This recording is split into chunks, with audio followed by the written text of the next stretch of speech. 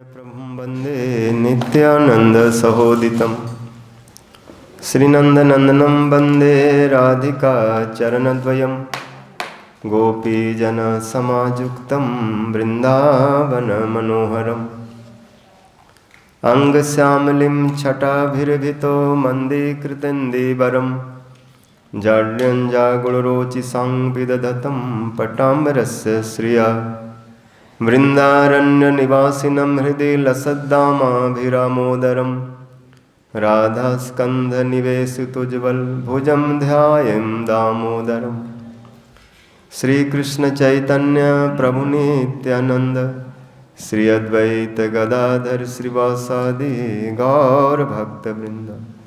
हरे कृष्णा कृष्ण कृष्ण हरे हरे, हरे राम राम राम हरे।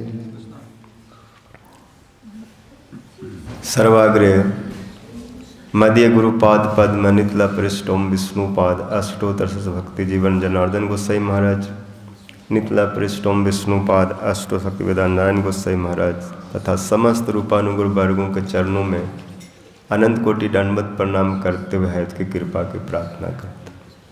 उपस्थित समस्त वैष्णव जन मातृजन सभी के प्रति जथा जो दंडवत अभिवादन। कार्तिक मास नियम सेवा ऊर्जा व्रत का पालन करते हुए श्री दामोदर अष्टक का पाठ श्रवण कर रहे हैं। नमामीश्वरम सच्चिदानंद रूपम लसद कुंडलम गोकुले भ्राजमान जसोदा भियोलूखलाब्धावमान परामिष्टमत्यम ततो द्रुत गोप्य। पहले आप लोग श्रवण कर चुके हैं नमामि। किनको नमस्कार? समर्थ को ही नमस्कार होता है, जो हमसे बड़ा है, समर्थ है, श्रेष्ठ है, महान है, उसी को प्रणाम किया जाता है। तो कृष्ण प्रणाम में है क्योंकि उससे बड़ा कोई नहीं, सब उनको प्रणाम करते हैं।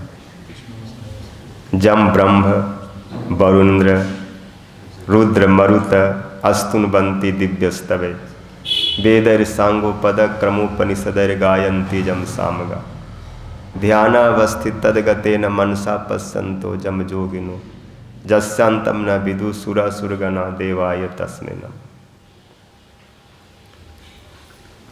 जम जिनको ब्रह्मा शिव वरुण कुबेर इंद्र चारों वेद सारे उपनिषद गीता भागवत सारे शास्त्र पुराण श्रुति स्मृति सब जिनको प्रणाम करते हैं, सब जिनको जिनका जय जयकार जिनकी जय जयकार करते हैं। जय हो जय जय जय अजाम अजित दो सके। इसलिए सत्यव्रत मुनि भी उनको प्रणाम कर रहे हैं। तो कृष्ण ही मूल है, सबकी आत्मा है, सबके प्रिय हैं। उनके शरण में जाने से कोई भय नहीं है। संसार में कहीं जाएंगे भय है, किसी से दोस्ती करो, किसी से संबंध बनाओ, भय है। क्योंकि संसार बना है शोक मोह भय से।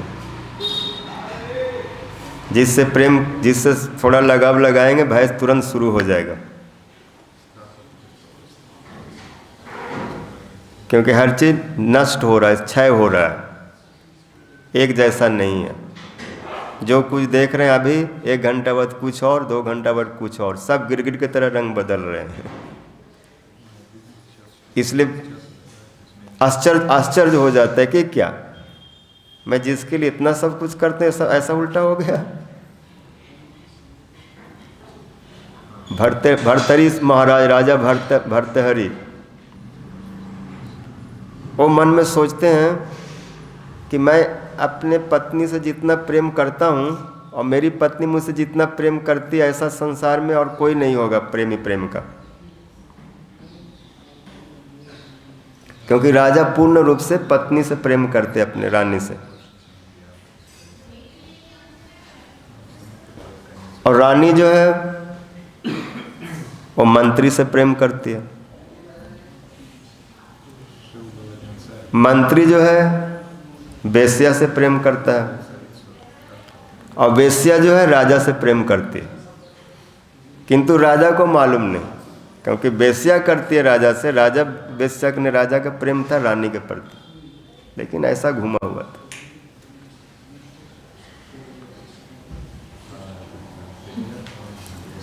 तब उनको एक बार गुरुजी के पास हो गए,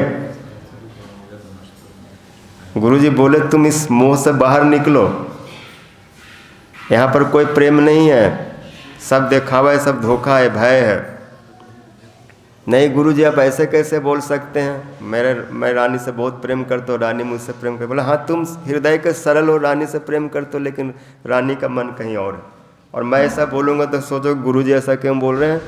तो उन्होंने एक फल दिया और बोला तुमको विश्वास नहीं तो फल ले लो और जो सबसे प्रिय उसको दे दो, और पता चल जाएगा को किससे प्रेम करता है। ये फल ही तुम्हारा सही प्रेम को परिचय दिलाएगा। राजा आया और फल रानी को दिया,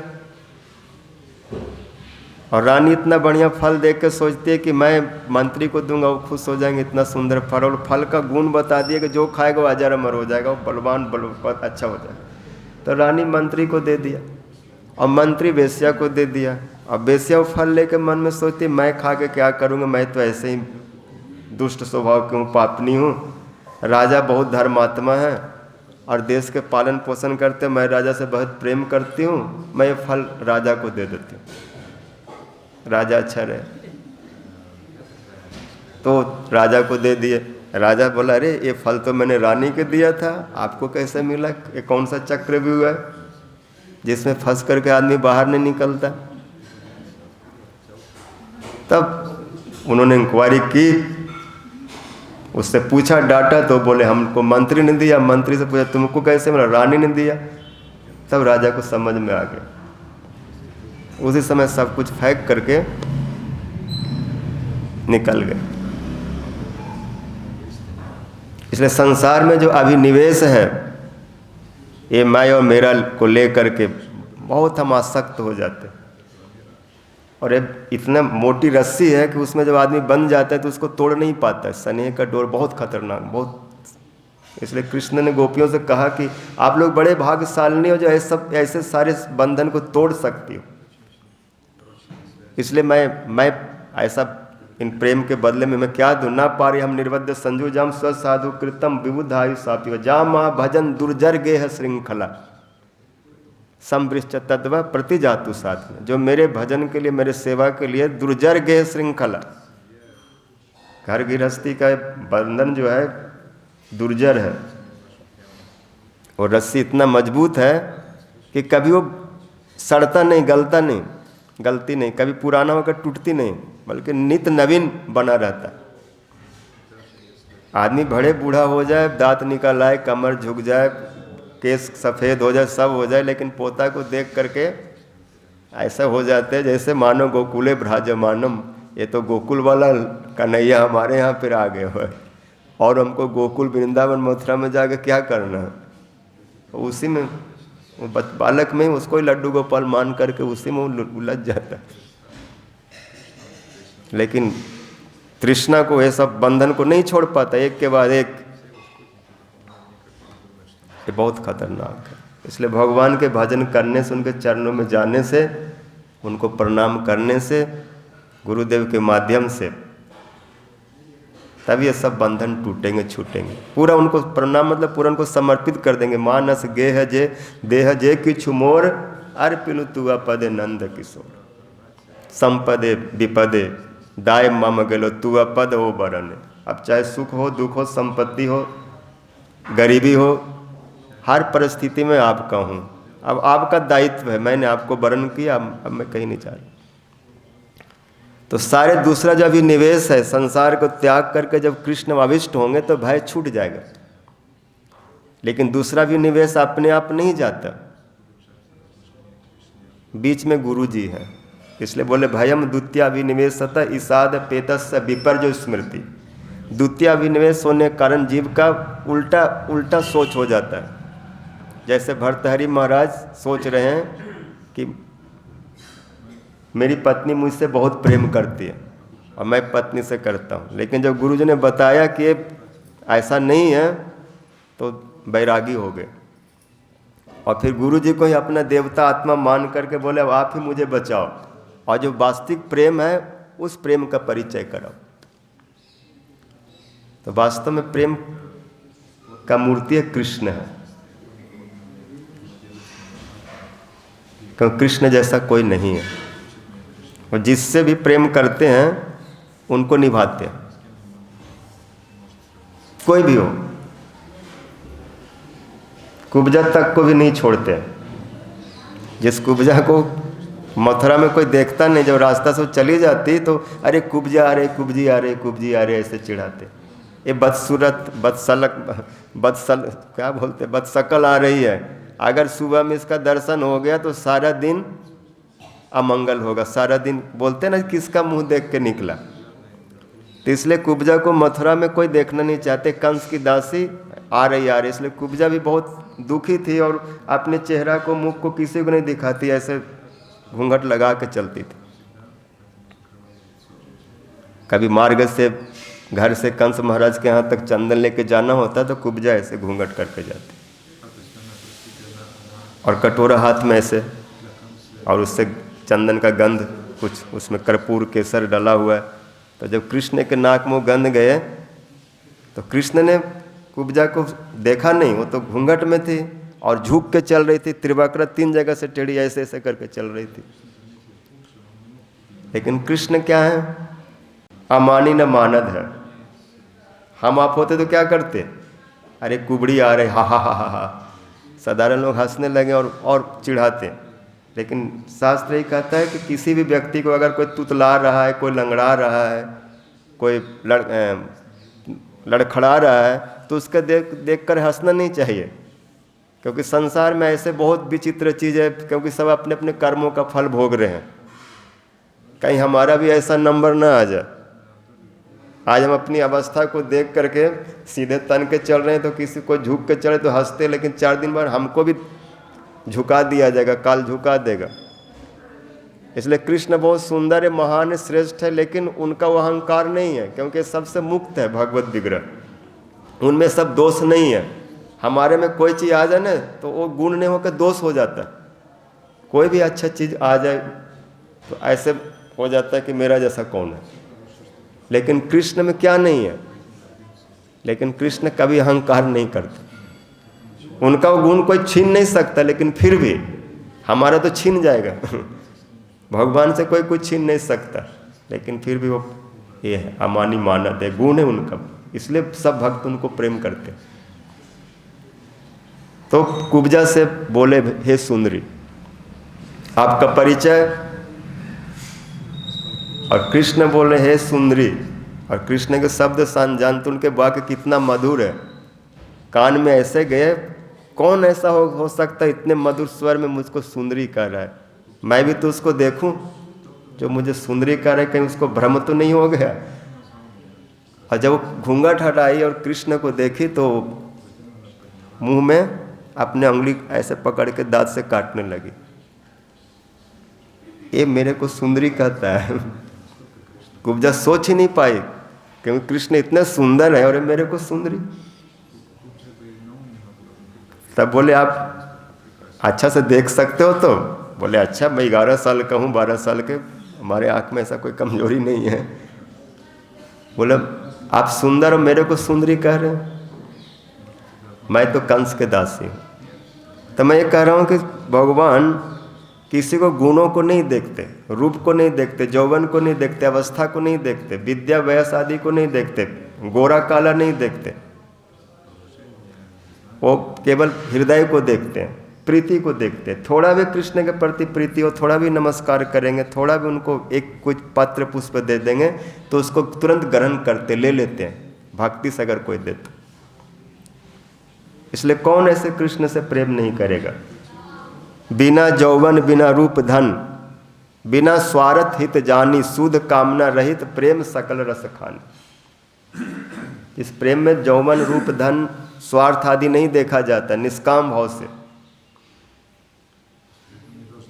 इसलिए उस कृष्ण को हम नमस्कार करते हैं जो ऐसे ईश्वर हैं, जो ऐसे प्रभु, जो ऐसे समर्थ हैं, जो अपने बल से किसी को भी आत्मसात कर सकते हैं। क्योंकि प्रभु है, समर्थ है, किसी को भी ग्रहण कर सकते, उनको कौन रोक सकता है? इसलिए ईश्वर है। सब प्रेम करो, सबसे प्रेम कर सकते, अकेले पूरे विश्व से प्रेम करने की क्षमता रखते। जैसे सतवर्त मुनि उनको प्रणाम किए, और जब प्रणाम किए, समर्पित हुए, तो उन्होंने अपना लीला दिखाई कि तुम जिससे प्रेम करते हो देखो कैसा है। तो उनका स्वरूप का दर्शन हुआ। वो सच्चिदानंद जो रूप जो कृष्ण है, नमामि जो ईश्वर है, वो सच्चिदानंद रूप है। मैं जिनको प्रणाम कर रहा हूँ बहुत सुंदर रूप वाले हैं,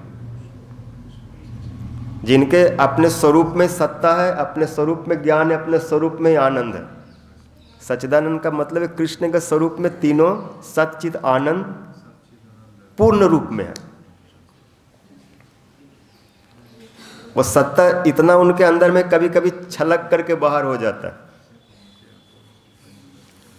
क्योंकि उनके अंदर में सत्ता रहने से उनका अनुभव नहीं कर पाते, तो वो चीज बाहर आ जाता है, और वो सत्ता फिर वृंदावन के रूप में दिखाई पड़ता है। जो कृष्ण के रूप में है, नमः पंकज नाभाय, नमः पंकज मालिने, नमः पंकज नेत्राय, नमस्ते पंकजांग्रये।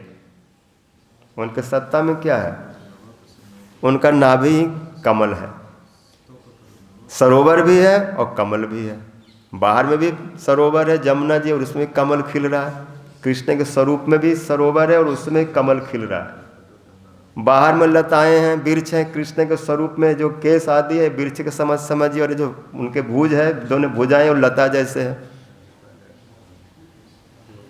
उस पर भी भौरे मंडरा रहे हैं। जो भी सत्ता, जो सौंदर्य जो बाहर में दिखाई पड़ रहा है, कृष्ण के स्वरूप में है। जो ज्ञान बाहर प्रकट हो रहा है वो कृष्ण के स्वरूप में है, जो आनंद बाहर में है वो कृष्ण के स्वरूप में है। इसलिए सच्चिदानंद रूप है। उनका रूप में पूर्ण सत्ता है, पूर्ण ज्ञान है और पूर्ण आनंद है। वो निराकार, निर्विशेष, निर्गुण नहीं है, रूप है, आकार है। वो कैसा है? चिन्मय है, प्राकृत नहीं है, प्राकृत गुणों से रहित, इसलिए उनको निर्गुण कहा गया। निराकार का मतलब ये नहीं कि उनका रूप ही नहीं है, तो रूप बता रहे हैं ना, सच्चिदानंद रूप है, रूप स्पष्ट बोले रूप है, मतलब आकार है, वो निर्विशेष नहीं है, उनकी विशेषता है। उनके कानों में कुंडल है, पैर में नुपुर है, हाथ में बेर है, बलय है, अंगद है, हार है, वैजंती माला है, पीताम्बर है, बंसरी है और मुकुट है, सब सारे उनको श्रृंगार है। अगर निराकार होता तो कैसे उसके, जब उसका नाक मुंह कान नहीं होते तो फिर श्रृंगार कैसे उसको होता? जब काजल भी लगा रहे हैं और तिलक भी लगा रहे हैं तो किस में लगा रहे हैं? आकार में, तो रूप है। तो जो सच्चिदानंद रूप कृष्ण इतना सुंदर है, जो सुंदर को भी सुंदर करने वाले हैं, वो अपने उस सुंदरता से, अपने उस सत्ता से, अपने ज्ञान से तृप्त नहीं है। ऐसे मानो कि कोई खोवा हो, कृष्ण को ऐसा समझ लो खोवा जैसा है। दूध को जब ज़्यादा घना कर देते हैं तो खोवा बन जाता है। या कृष्ण को रस मान लो, शास्त्रों में, उपनिषदों में, पुराणों में उनको रस कहा गया, रसो वैसा है, और रस है। तो जैसे चीनी को पानी में घोल के रस बना लो और उसको पियो तो स्वाद तो आता है, लेकिन उतना स्वाद नहीं होता। ठीक है, किसी को दो किलो रस दे दो, खाली रस दे दो, और किसी को रस में डुबाया हुआ गुलाब जामुन, रसगुल्ला, रसमलाई दे दो, कौन में ज़्यादा आनंद है?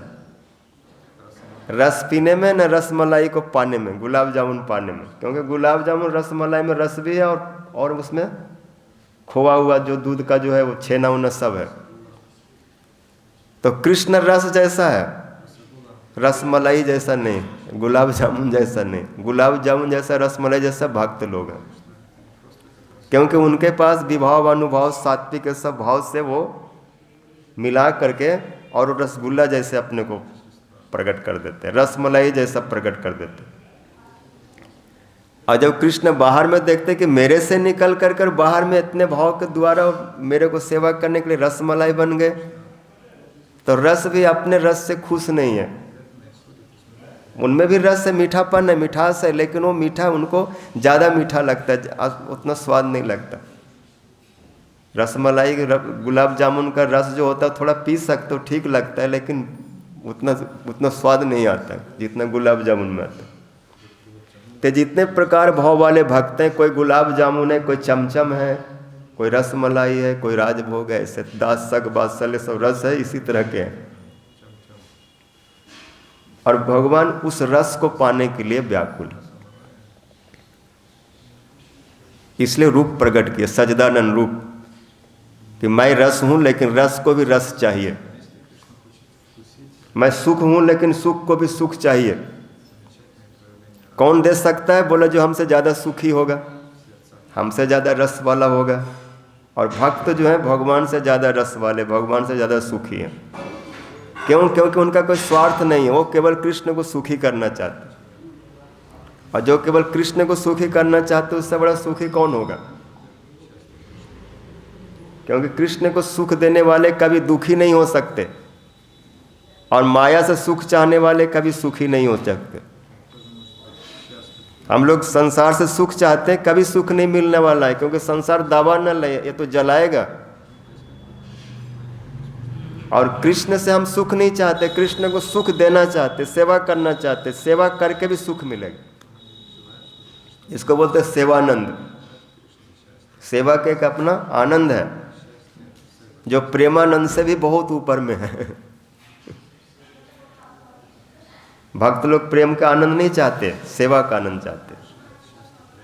निज प्रेमानंद यदि कृष्ण से दारुक कृष्ण के सेवक हैं और कृष्ण को पंखे झल रहा था और उनके रूप देख करके उस रूप में वो मूर्छित हो गया। दास भक्त है, लेकिन कृष्ण है इतना सुंदर, कोई भी देख के मूर्छित हो सकता है।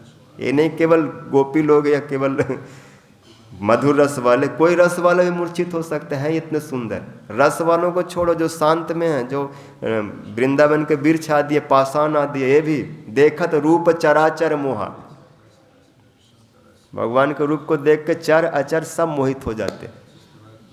दंडकारण्य के ऋषि जो पुरुष रूप में थे वो भी उनको देख के मोहित होकर और गोपी बनना चाहे, तो किसी को वो मोहित कर सकते। तो वो दारुक था, मूर्छित होकर गिर गया, और जब होश आया तो अपने को गाली देने लगा। बोला प्रेम का आनंद तू क्यों बीच में आ गया? मैं भगवान की सेवा कर रहा था, पंखा जल रहा था, और तू हमको मूर्छित कर दिया। अब जितना देर में मूर्छित हो गया उतना देर तो कृष्ण की सेवा नहीं कर सका। इसलिए भक्त लोग कृष्ण के रूप माधुरी आदि को देख करके स्वयं मूर्छित नहीं होते, स्वयं बेहोश नहीं होते, अपने को कॉन्शियस में रखते हैं। कृष्ण बेहोश हो जाए कोई बात नहीं, उनको पंखा करके जगाओ, उन पर पानी डालो, उनको हरे कृष्ण कह के उठाओ। लेकिन भक्त प्रायः ही चेष्टा करते मैं बेहोश न हो जाऊं, क्योंकि अगर भक्त बेहोश हो गए तो कृष्ण को फिर रोने लग जाएगा, उनको सेवा करना पड़ जाएगा, उल्टा हो जाएगा। भक्त बेहोश हो गए तो फिर कृष्ण उसको उठाएंगे, फिर उसको पंखा करेंगे, पोछेंगे, पानी डालेंगे इत्यादि, तो उल्टा हो गया। जब उनको होश आएगा तो सहन नहीं होगा। इसलिए चेष्टा यही होती है कि कृष्ण सेवा में मैं कभी भी किसी प्रकार से आनंद में मूर्छित न हो जाऊं। कृष्ण को सुख दे करके मूर्छित करना ये बहुत ऊंची वस्तु है। इसलिए ब्रज गोपी लोग उद्धव आए तो वहाँ पर बहुत अपने को संभाल के रखे और मूर्छित नहीं हो गए। कृष्ण का जितना महिमा बता रहे थे तो मूर्छित हो, कुछ बोल नहीं सकते, लेकिन सब कुछ स्वस्थ रूप में बात की। और ये भी उद्धव से बोले कि ठीक है, कृष्ण अगर वहाँ सुखी रहते हैं तो उनको बोलना खूब आराम से रहे। अगर कुब्जा दिए हमसे अधिक सेवा करते हैं रुक्मिणी सद्भामा, तो उनको वहीं रहने के रहे। हमको उससे कोई जलन नहीं है। मैं तो इसलिए खुश होती हूँ कि चलो कोई ऐसा उनको तो मिल गया जो उनको खूब सुख देता है। ये सुन करके हमको सुख होता है। इनमें कोई स्वार्थ नहीं है। और अगर वहाँ के सुख से उनको आनंद नहीं मिलता है तो आज ही ब्रज में चले आए। अगर उनको वहाँ पर दुख हो रहा हो, कष्ट हो रहा हो, तो यहाँ पर आके हमारी सेवा लें। और अगर वहाँ उनको सुख लग रहा है तो वहीं पर सेवा ग्रहण करें। हम तो सेवा चाहते हैं, और कोई अगर कृष्ण की सेवा हमसे अच्छा कर दे तो हम उसकी दासी बन जाएंगे। तो वहाँ इतना सेवा द्वारका मथुरा में होता है, लेकिन कृष्ण वहाँ पर रोते हैं। रुक्मिणी कुब्जा क्या सेवा करेगी? कभी वो ब्रज में आई है, ब्रजवासियों को संग किया है? वो तो ऐसे रास्ता चलते कृष्ण को पकड़ लिया। तो जो रास्ता चलते कृष्ण को पकड़ते वो केवल सुख चाहते हैं। जो भक्तों का अनुगत में कृष्ण के भक्ति करेंगे वही कृष्ण को सेवा दे सकते हैं, क्योंकि सेवा की क्या वृत्ति है वो भक्त सिखाएंगे। और जो ये कृष्ण रास्ते में पकड़ते हो तो काम ही होते, वो अपना काम तृप्ति करेंगे और बाद में कृष्ण को हटा देंगे। इसलिए कुब्जा के लिए सुखदेव जी गाली दिए कि दुर्भागा है, एक कृष्ण की सेवा के सूक्ष्म वृत्ति को नहीं समझे, केवल रूप में उलझ गया और एक काम भाव से कृष्ण को प्राप्त किया। इसलिए कुब्जा की रति को साधारणी रति बोले। और द्वारका की रति प्रेम समंजसा है, बराबर बराबर का है। कृष्ण की भी सेवा भी करेंगे और अपना मान सम्मान भी बचाएंगे, लोक लाज को भी बचाएंगे। मतलब कृष्ण के भजन भी करेंगे और कंठी माला नहीं लेंगे और क्या उसको बोलते तिलक नहीं लगाएंगे, और कृष्ण से प्रेम भी कर लेंगे। तो उससे भी कृष्ण बसीभूत नहीं होते। तो ये जो रुक्मिणी सद्भामा आदि है वो कृष्ण सेवा तो करते हैं, लेकिन कृष्ण को संतुष्ट नहीं कर पाती। कृष्ण उनसे खुश नहीं होते। वहाँ पर भी हे राधे, हे ललिते, हे विशाखे, इस तरह से उच्चारण करते। जैसे रुक्मिणी जी भी कहते हैं कि मैं भी चाहती हूँ कि ब्रज में कोई गोपी के यहाँ पर जन्म लेकर के राधा जी के दासी का सेवा करूं, दासियों का दासी बन जाऊं, तब शायद कृष्ण कुछ हमसे खुश हो जाएंगे, हमारी सेवा अच्छी से होगी कृष्ण के प्रति। इसलिए काम्यम है, उनकी भी कामना है। जो कृष्ण को इतना ऊंचे स्तर पर प्राप्त किए वो लोग भी ब्रज के भाव को पाने की इच्छा करते, और ब्रज में भी राधा जी के दासी बनूं, और इस तरह से कृष्ण की सेवा करो। तो कृष्ण इतने सुंदर हैं, सच्चिदानंद रूप है, सब है, लेकिन वो ब्रजवासियों के भाव को लेने के लिए व्याकुल है, उत्कंठित है। क्यों? क्योंकि ब्रजवासी लोग कृष्ण को इतना सुख देते हैं। जैसे कृष्ण सुबह में सोया हुआ है, उठे नहीं जल्दी से, मधुमंगल आ जाएगा, सुबह आ जाएगा और बाहर से चिल्लाएंगे, अरे कन्हैया अभी तक सो रहे हो, चलना नहीं है? अच्छा देख मैया कैसा ताज़ा मक्खन निकाली है, हम उसको पा जाएंगे। और जैसे कृष्ण सुनते हैं कि ये लोग सखा लोग आ गए और मैया का मक्खन खा जाएंगे, तो हम उठ के खड़ा हो जाएगा, नहीं नहीं मैं पाऊंगा, मैया का मक्खन मैं खाऊंगा। मधुमंगल बोलते मुंह तो धोया नहीं, कैसे खा लेगा? इस तरह से बातें करते हो कृष्ण को इतना आनंद मिलता है। गोकुल भ्राजमान में, गोकुल में जब उनके पूरे परिकर घेर लेते हैं उनको और तरह तरह से बातें करते हैं कृष्ण से, जैसे कोई लौकिक सद्बंधु एक साधारण मित्र के साथ जैसा व्यवहार होता है ऐसे कृष्ण के साथ करते हैं, तो कृष्ण उस भाव को पाने के लिए वो भी ऐसा व्यवहार करते हैं। अगर मधुमंगल बोले मैं पालूंगा, तो कृष्ण मुंह भी नहीं धोते, मैया के हाथ से मक्खन लेके बिना मुंह धोए खा लेते हैं। और उस तरह से मक्खन खा करके कृष्ण को जितना मुंह खिलता है, खुश होते हैं, उतना कोई कृष्ण को नहला धुला करके और बहुत सेवा करके उतना सुख नहीं दे पाता जितना ब्रजवासी लोग देते। मतलब इनकी हर क्रिया, हर चेष्टा कृष्ण को इतना सुंदर बना देता है कि भ्राजमान, गोकुले भ्राजमान। मैया जब मीठी मीठी गाना गीत गा करके कृष्ण को पुकारती है, माते हुए गोविंद दामोदर माधवेति कान में पड़ता है, तो कृष्ण के मुंह खिल जाता है। भ्राज मतलब खूब सुशोभित होते हैं। गोपियाँ लोग जब आते हैं यशोदा मैया के यहाँ पर भोजन आदि बनाने के लिए, कृष्ण सुनते हैं तो वो प्रसन्न हो जाते हैं, क्योंकि गोकुल में एक साथ लीला की गाढ़ता है, जहाँ पर कृष्ण स्वच्छंद रूप से सबसे मिलते हैं, कोई रोक टोक नहीं है। क्योंकि गोकुल उनका अपना अपना स्थान है, अपना परिकर है। इसलिए गोकुले भ्राजमानम, ब्रजमंडल में कृष्ण सबसे अधिक सुंदर शोभा युक्त है तो गोकुल में है, क्योंकि गोकुल बीच का भाग है और वहां पर सुबह शाम में सब परिकर मिलते हैं। और प्रगट लीला में, ब्रज के लीला में थोड़ा विच्छेद आदि होता है, लेकिन जहाँ पर नित्य लीला है वहाँ पर विच्छेद का बात ही नहीं, एक साथ रहते हैं सब। राधा रानी भी है, सखी लोग भी हैं, सखा लोग भी हैं, मैया भी हैं, गौ भी हैं, बछड़े भी हैं, सब एक साथ, इसलिए उसका नाम गोकुल है। सब उनका कुल, उनका परिवार के लोग, समूह एक साथ जहाँ पर है, गोप गोपी गुरु जी बोलते गाय, तो जहाँ पर सब एक साथ है, बीच में कृष्ण है, तो कितना प्रेम आ रहा है उनको। बासल रस, दास रस, सख रस, मधुर रस, सब रस, गौओं का, बछड़ों का भाव, सारे भाव एक साथ उनको मिल रहा है। गैया बीच में आके कृष्ण को चाटने लगते हैं, बछड़े सूंघने लगते हैं, सखा लोग हाथ पैर दबाने लगते हैं, दास लोग पैर को दबाने लगते हैं, और गोपी लोग फूलेंदीवर कांति मिंदु बदनम बराहावतम सप्रियम श्रीवत सांक मुदार कौस्तुभ धरम पीताम्बर सुंदरम गोपी नाम नयनोत्पलार्चित तनुम गो गोप संघावृतम गोविंदम कलवेणुबादम परम दिव्यांग भूषम भज। मैं उस गोविंद का भजन करता हूँ जो फूलेंदीवर कांति मिंदु बदनम, जिनका शरीर खूब सुंदर है, खिले हुए पुष्प के समान, इंदिवर के समान। फुलेंदु कांतिवर मिंदु बदन बराहावतंग, जिन्होंने मोर मुकुट धारण कर रखा, श्रीवत सांक मुदार, जिन्होंने कौस्तुभ मणि आदि धारण कर रहे हैं, गोपियों के आंखों के द्वारा जो अर्चित हो रहे हैं, गो गोप संघावृतम, गोप गोपी सब जहाँ उनको घेर करके बैठे हुए, जो वेणु वादन कर रहे हैं, ऐसे गोविंद का मैं भजन करता हूँ जो गोकुल में है, गोकुले भ्राजमान। नमामीश्वरम सचिदानंद रूपम लसद कुंडलम गोकुले भ्राजमान।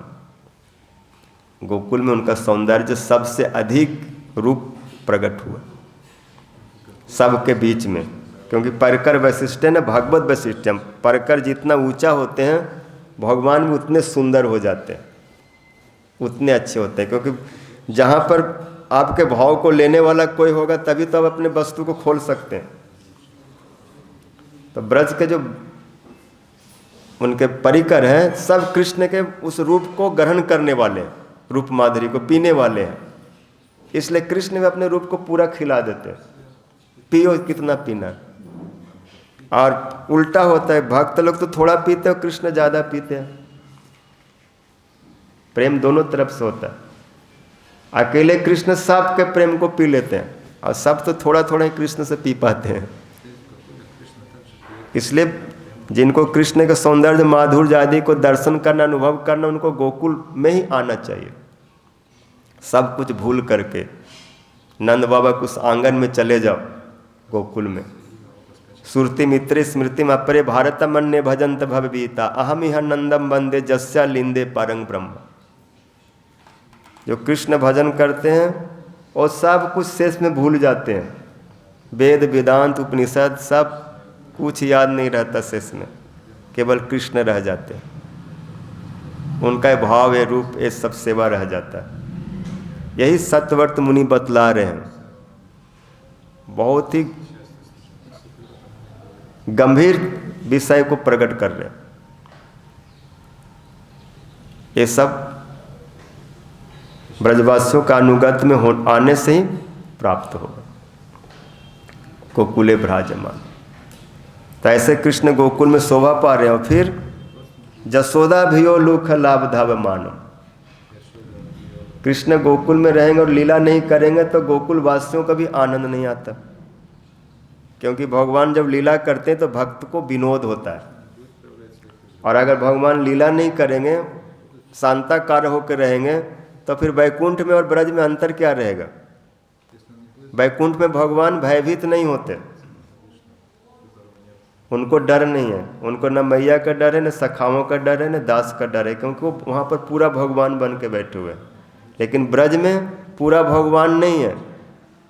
यहाँ पर क्या है, किसी का पुत्र है, किसी का सखा है और किसी का प्रियतम है। तो मैया के यहाँ पर पुत्र बने हुए हैं और पुत्र रूप से पलंग पर सो रहे हैं। और मैया सोचती है कि चलो ये उठ गया तो मुश्किल करेगा, इसको सोने दो और 1 घंटा। और मैया जल्दी उठ गई, स्नान करके और रेशमी धोती पहनी और अपना वस्त्र भूषण धारण किए, केस को ठीक किए, बाल में केस में रेशमी डोरी बांधी और उसमें फूल लगाए, अपने को अच्छा से सजाए, क्योंकि कृष्ण की माता है और बहुत सुंदर है। और जब सजा ली तो और भी सुंदर हो गए, इतना सुंदर हो गए कि गोपी लोग भी देख करके अपने को देखने लगे। क्योंकि कृष्ण की माता अगर इतना सुंदर नहीं होंगे तो कृष्ण इतना सुंदर कैसे हुए। इसलिए जसोदा जी बहुत सुंदरी है, सुंदरी से ही सुंदर का जन्म होता है। अगर माता सुंदरी नहीं होगा तो पुत्र भी उतना सुंदर नहीं हो सकता। इसलिए मैया बहुत ही और बहुत सुंदर रूप से सजा के कृष्ण सेवा के लिए खूब उत्साहित है। जसोदा जी कोई साधक नहीं है, कृष्ण के नित्य माता है और उनके पास सेवकों की कमी नहीं है, हजारों दास दासी हैं, लेकिन कृष्ण से इतना प्रेम है कि अपने हाथों से सेवा करती। ये भक्तों के एक अपनी उत्कंठा होती है। जैसे दीदी को देखेंगे, दीदी चाहेंगे तो इससे उससे सेवा करा लेंगे, लेकिन जब अन्नकूट या कोई विशेष उत्सव होता है तो अपने हाथों से 100 200 प्रकार के व्यंजन बनाती, और वो बना करके उनको थकावट नहीं होते, परिश्रम नहीं होता, वो उससे उब नहीं जाती। कई लोग होते हैं 2-4 चीज़ बनाने में उब जाते हैं, रहने तो कितना बनाओगे, इसलिए घर में 1 आध सब्जी बना लो, 1 रोटी बना लो, हटाओ। अब गोपाल के लिए बोला मिश्री दे दो, थोड़ा सा मिश्री नहीं है तो बतासा दे दो 108 2000 200 कौन भोग बनाएंगे। तो इससे पता चलता है कि हमारे हृदय में कृष्ण के प्रति उत्कंठा लालसा नहीं है, भजन की वो प्रबलता नहीं है। लेकिन मैया 70 साल की है किंतु खूब कृष्ण सेवा के लिए उत्साहित है। दास दासी अभी नहीं उठे, मैया उठ के नहा धो के सज के और मटका से छिक्का से वो मटका दही का उतार ली, और दही भी बहुत सुंदर बढ़िया गाय का पद्म गंधा गाय का दूध का बना हुआ, जिसमें खूब स्वर्ण की मात्रा है। एक विशेष गाय है जिस दही में दूध में खूब सोना आदि ऐसे मतलब खूब स्वस्थ कर, क्योंकि कृष्ण का इससे भोजन होगा। और मैया उसको उतार करके और दही बिलोने लगी कि मक्खन निकाल के रख लूँगे, फिर कृष्ण उठेगा उसको मक्खन दे दूँगे, छाछ पिला दूँगे और बस वो अपना घर में नाचता रहेगा और किसी गोपी के पास नहीं जाएगा। क्योंकि गोपी लोग रोज आ करके कुछ न कुछ बोलती रहते हैं, कृष्ण मेरे घर में घुस गया, मेरे घर में घुस गया। इसलिए मेरा लाला किसी घर में नहीं जाएगा, मेरा लाला क्या गरीब के बालक थोड़ी। ऐसे मैं ये अपना स्वाभिमान में कौन इन गोपियों को उल्हाना सुनता रहेगा। और गोपी लोग उल्हाना नहीं देती, वो तो मैया के पास आके कृष्ण कथा सुनाती है, कृष्ण कैसे चंचल है, कृष्ण कैसे सबसे प्रेम करता है, बिना बुलाए सबके घर में चला आता है, बिना बोले ही मक्खन निकाल लेता है, खा लेता है। इसलिए मैया तुम्हारा लाला तो ऐसे हमारे प्रति व्यवहार करता है जैसे हम सबका लाला है। वो हमारा घर के हर वस्तु को अपना समझता है, और हम कुछ बोलते भी हैं तो कहते क्या कर लेंगे, तेरा बाप का है सब, हमारा नहीं है क्या, मैं क्या ब्रज से बाहर का हूँ। ऐसे बोल करके वो पाते हैं, पता नहीं मैं नंद का छोरा हूँ, ऐसे ऐसे बातें करते हैं। ये सब बोलने के लिए आते हैं, अच्छे के लिए। मैया कई बार इनकी बात सुन करके चिढ़ती हुई कि क्यों ये बार बार बोलती रहती है। अरे बोल करके कृष्ण के भी थोड़ा देखना चाहते हैं कि ऐसे बोलने से कृष्ण का मुंह कैसा होता है, मैया क्या करती है। और मैया अपना वात्सल भाव वाले ब्रजवासियों से इनका प्रेम कहीं अधिक है, इसलिए कृष्ण सेवा के लिए वो निकाल मक्खन बिलो रहे, गा रही हैं, कृष्ण को याद कर रही हैं, और कृष्ण उठ गए। आज मैया ने कन्हैया को उठाया नहीं था, उठाएगा तो मक्खन नहीं निकालने देगा, इसलिए कृष्ण जल्दी आज उठ गए। मैया क्यों नहीं उठाई आज, रोज तो मैया आकर के हाथ पैर दबाती, उठ जा मेरे लाल, बहुत देर हो गया, स्नान कर ले, मक्खन खा ले। लेकिन आज मैया हमको उठाए नहीं, और जब बालक उठाए नहीं तो बालक जल्दी उठ गया। कहाँ चली गई मैया? आज मैया मेरे को भूल गई क्या? क्योंकि माता जी इतना कृष्ण से प्रेम करते हैं, कृष्ण को भी मैया से उतना ही प्रेम है, ज़्यादा ही। अगर मैया एक मिनट कृष्ण से न मिले तो वो भी चिंता में पड़ जाते हैं, मैया को क्या हो गया, आज मैया क्या स्वस्थ है, आज उठी नहीं क्या है। लेकिन मैया उठ गई थी और दूसरे कमरे में जा कर के वो दही बिलो रही थी, मक्खन निकाल रही थी, गीत भी गा रही थी। लेकिन थोड़ा दूर का था तो थोड़ा थोड़ा सुनाई तो पड़ रहा था, लेकिन स्पष्ट नहीं पता चला। इसलिए कृष्ण उठ के गए देखने के लिए, और गए तो देखे मैया तो गोविंद दामोदर माधवेति गा रही और मक्खन निकाल। ये जा करके और मथानी को पकड़ लिए, मैया की ओर देखे, बोले भूख लग रहे हो, 8 बज गया, कब तक मक्खन निकालते रहे, कुछ मक्खन दो। ऐसे बोले तो मैया भी गोद में बिठा लिए और उनको प्रेम करने लगे। ऐसे दूध झरने लगा वात्सल के कारण, और कृष्ण भी गोद में बैठ करके और स्तन पीने लगे। तब तक पद्मगंधा गाय का दूध चूल्हे से उफन गया, क्योंकि वो आग पर चढ़ा हुआ था, और मैया उसको शांत करने के लिए गई, और पीछे से कृष्ण ने मटका तोड़ा। मटका तोड़ा तो ठीक है, लेकिन उससे भी ज़्यादा कुछ आज कर दिया लीला। जो भी 50-100 किलो मक्खन पड़ा था वो सब उतार करके मटके से और बंदरों को दूसरे घर में जाके खिलाने लगे। और जब मैया लौट के आई है तो मटका टूटा और दही फैला और वो चला गया है। कहाँ गया? तो दूसरे कमरे में, वो भी उखल के ऊपर चढ़ के 7 फुट 6 फुट ऊंचा पर, और सब मक्खन निकाल रहा। मैया दबे पौ गए, कृष्ण को पता नहीं चला, मैया पास में पहुंच गई और जैसे उसको बोला डट जाने दारी के, क्योंकि माता लोग ब्रज में वात्सल भाव वाले अपने बच्चा को गाली देते दारी के। दारी के मतलब बहू के। ऐसे कृष्ण कभी शादी नहीं हुआ, लेकिन मैया को शादी की बहुत चिंता है, तो उसके मतलब बहू के नाम लेकर के गाली दे रहे हैं। इसलिए तो ब्रज में दारी के बोलेंगे। दारी मतलब तुम्हारी पत्नी को मैं गाली दे रही हूँ, बहू को गाली दे रही हूँ, ऐसे वात्सल में बच्चे को। और कृष्ण सुने और एकदम से उखल से कूदे हैं, वही बोल रहे जसोदा भियो लूखलाभ धाव मानो। कृष्ण ने जब लीला की तो मैया ने भी अपना शासन दिखाए। लीला की एक सीमा होती है। एक कौन सी लीला जो तुम मटका तोड़ दे, और वो भी इतना पुराने जमाने का। तो कृष्ण कुछ लीला बड़े के इसलिए करिए कि उसमें बहुत सारी लीलाएं छुपी हुई थी। यदि कृष्ण ऐसी लीला नहीं करते तो जमला अर्जुन का भंजन नहीं होता और उनका उद्धार नहीं होता, नारद जी के वचन सिद्ध नहीं होते।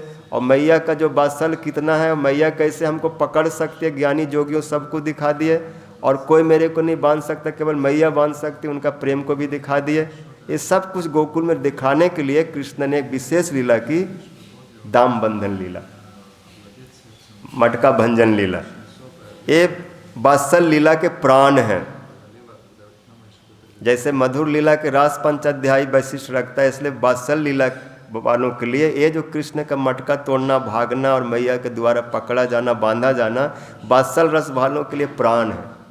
जो भी वात्सल रस के उपासक होंगे इस लीला को डूब करके याद करेंगे, स्मरण करेंगे और मैया के भाव में डूब जाएंगे। और वो भी अपने प्रेम को ढिंढोरा पिटवाएंगे सबके आगे में कि वात्सल भी कम नहीं है। और वास्तव में वात्सल की हम प्रकाष्ठा दिखाए हैं। बोलो दामोदर बंधन भगवान, गोकुल बंधन दामोदर लाल की जय, जसोदा मैया की जय, गोकुल धाम की जय। ये सब कथा फिर हम विस्तार से आगे सुनेंगे। और जल्दी जल्दी हम सोचते हैं कि अष्टक को शेष करके किसी और विषय पर कुछ कथा करेंगे, किसी और विषय को लेकर के, लेकिन ये दामोदर अष्टक जल्दी से यदि हो जाए तो। कृपा करो हम पे श्याम सुंदर, हे भक्त वत्सल कहाने वाले। कृपा करो हम पे श्याम सुंदर, कृपा करो हम पे ललित माधव, हे दीन बंधो कहाने वाले। कृपा करो हम पे ललित माधव,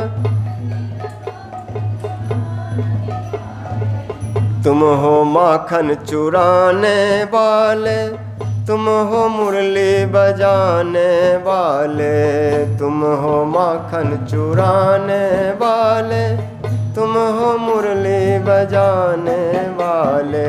कृपा करो हम पे ललित माधव, हे दीन बंधो कहने वाले।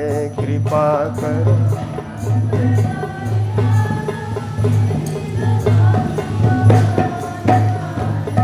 ग्वाल बाल संग खेल रचाया, ब्रजजनों के प्रेम तुमने पाया।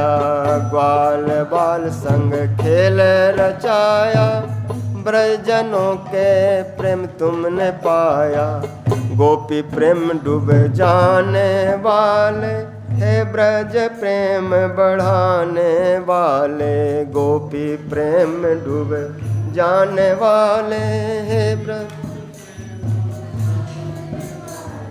कृपा करो हम पे श्याम सुंदर, हे दीन बंधो कहने वाले। कृपा करो हम पे ललित माधव, हे दीन बंधो। तुमने ब्रज से प्रलय हटाया, तुम्ही ने ब्रजवासी बचाया। तुम्ही ने ब्रज से प्रलय हटाया, तुम्ही ने ब्रजवासी बचा।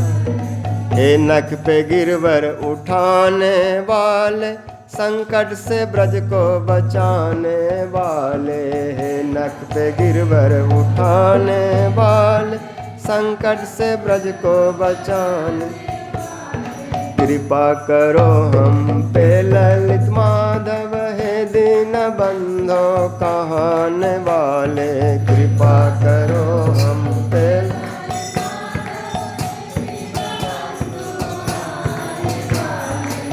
तुमने गोपियों को वचन दिया है, तुमने उन संग रास किया है। तुमने गोपियों को वचन दिया है, तुमने उन संग। भक्त हित क्या न करने वाले, हे वृंदावन में बिहरने वाले। भक्त हित क्या न करने वाले, हे वृंदावन में भी। कृपा करो हम पे ललित माधव, हे दीन बंधो कहने वाले। कृपा करो हम पे ललित।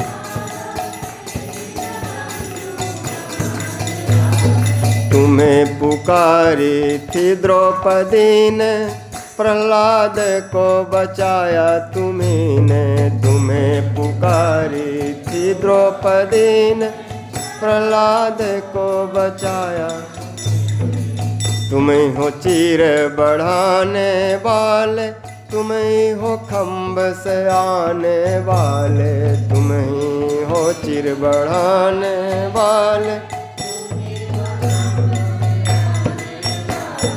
कृपा करो हम पे ललित माधव, हे दीन बंधो कहने वाले। कृपा करो।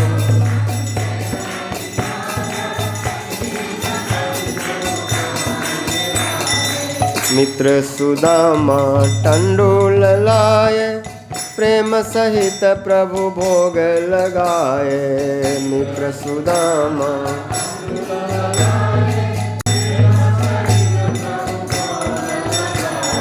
विदुरानी के छिलके पाने वाले, भक्तों के मान बढ़ाने वाले।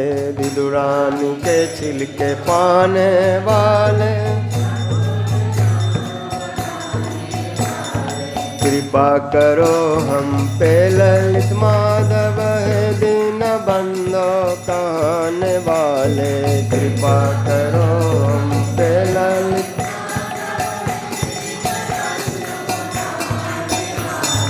हे जसुदा नंदन ब्रजन रंजन, दया करो हे सब जग बंदन। हे जसुदा नंदन ब्रजन रंजन, दया करो हे सब।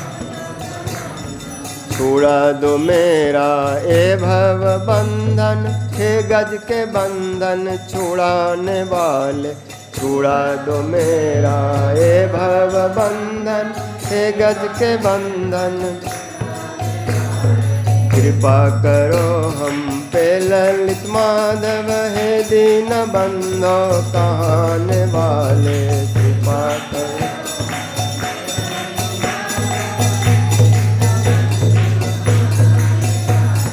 हरे कृष्ण कृष्ण कृष्ण हरे हरे, हरे राम राम राम हरे हरे। हरे कृष्ण हरे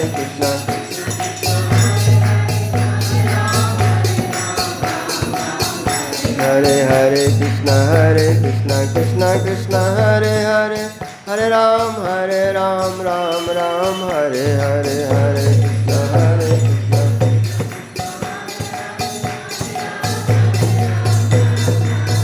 हरे कृष्ण हरे कृष्ण कृष्ण कृष्ण हरे हरे, हरे कृष्ण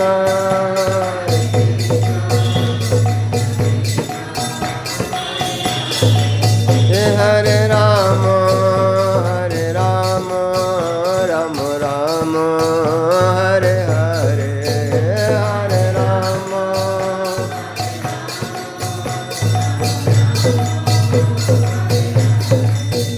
जय राधे जय कृष्ण, जय राधे जय कृष्ण, जय राधे जय।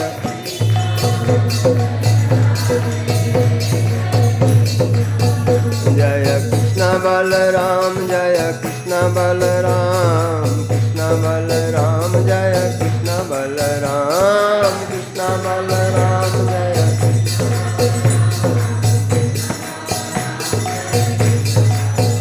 निताय गौर हरि बोल, हरि बोल, हरि बोल, हरि बोल। निताय गौर हरि बोल, हरि बोल। निताय गौर हरि बोल। श्री गौर प्रेमानंदे हरि। श्री गुरुदेव की जय।